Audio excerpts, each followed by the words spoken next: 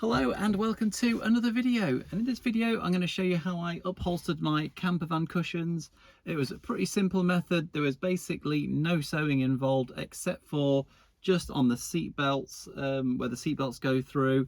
That was the only bit of sewing that I had to do. So if you didn't even need to do seat belts, this would be a completely no sew job, and I think I've got a pretty good finish on it. So just go back and let's see how I did it, and yeah, let's get into it.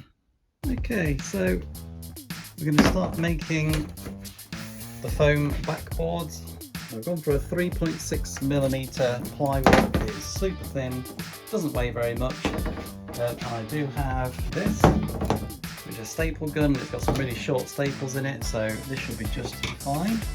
So I'm going to lay the foam on top, leave a bit of a gap around the edge just so I can curl the material underneath and staple it on, and hopefully that works. So as you can see, I've already cut out the wood to the shape. I'm leaving a bit of a gap around the whole thing. I'm leaving about a 1 to 2 centimeter gap usually, but a bit more on the sides to allow it to squish down into bed mode. I'm going to actually stick this to the foam with a contact adhesive. I better get on with this because it looks like it's about to rain on me. After a good dousing in contact adhesive, it's just a case of sticking the board to the foam. And this is actually important to do this bit because you don't want the board to be sliding around when you're trying to staple it down. So I do recommend gluing it to the foam.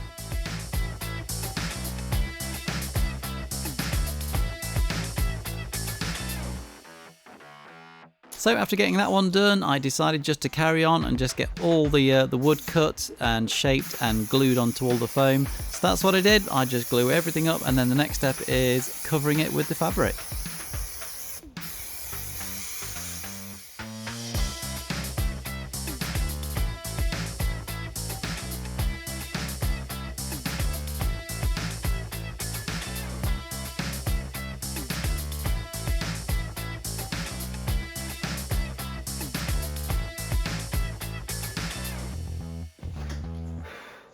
So we move this whole operation inside for the cushion covering, because this is definitely going to be easier on a flat, clean surface.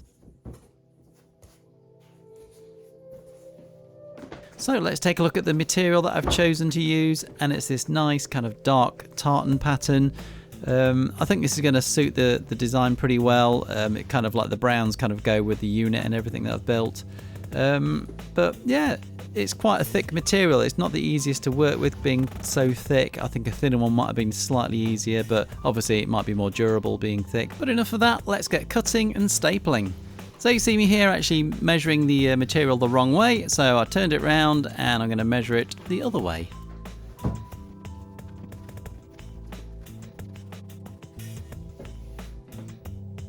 So I quickly realised that I need to actually have the material on the bottom and the foam on the top, so I changed that around as well.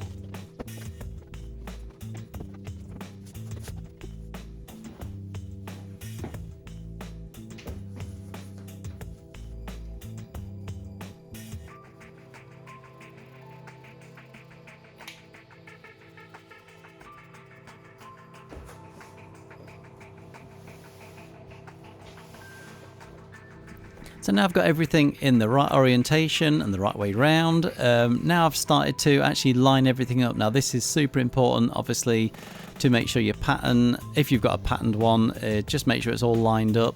What I do is I line up, because it's a tartan, it's got lines all over it. So I use those lines to line up with the edges of the foam. So here you see me using the staple gun for the first time. Well, you can almost see me because I've got it out of the frame of the shot, because I am so professional at this.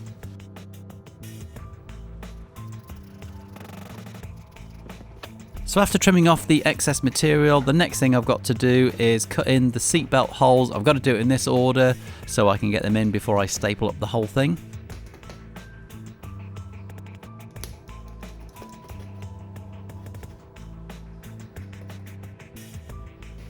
To create the little pockets for the seatbelts to go through, the way I've come up with doing this is it's the same way I did it last time, which is to create 2 tubes, one for each seat belt, and then I'll pass that through and then stitch it to the top cover.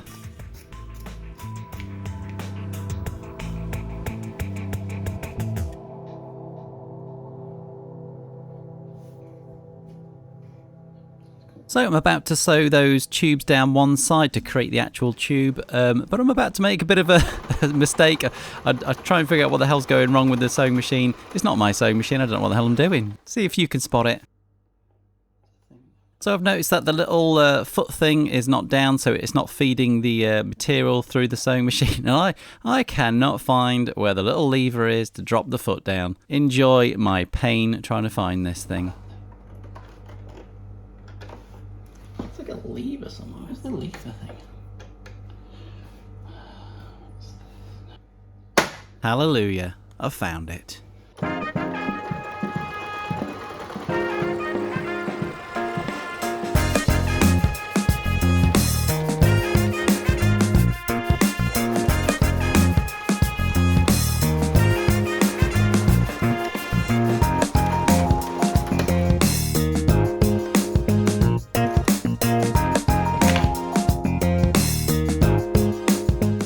Okay, forgot to film it, but I've stitched from the inside.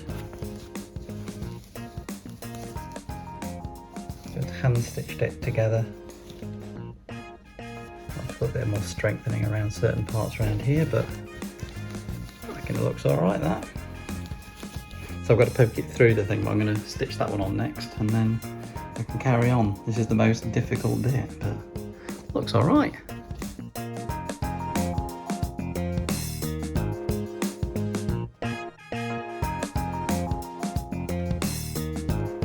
So after all that stitching, I get to poke the little pocket tunnel things all the way through. Unfortunately, the second one I stitched, I accidentally caught some of the other fabric and it's all kind of gathered up a little bit. So I do actually take it off again and unpick that bit and restitch it.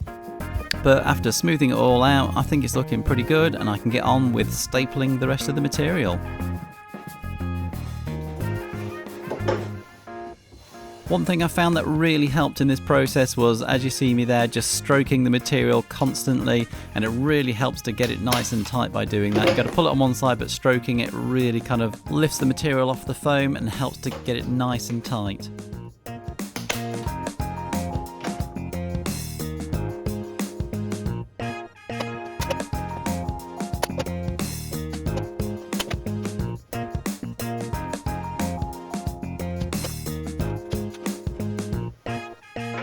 So that's the seat base done, and I'm pretty happy with that.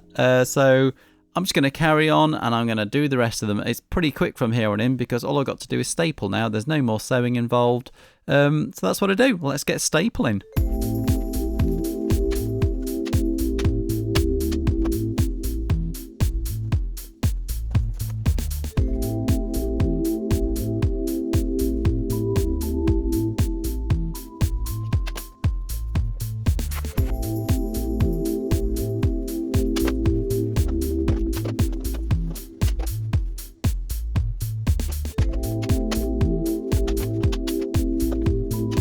When the cushions are a simple rectangle or a square, this is a really fast method to do this. I did this in literally an afternoon, all the stapling, super duper quick.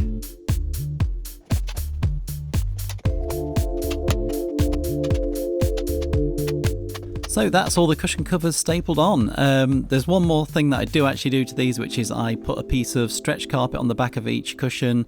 I'll show you that at the end of the video. But for now, these are finished, so let's put them in the van and let's take a look at them.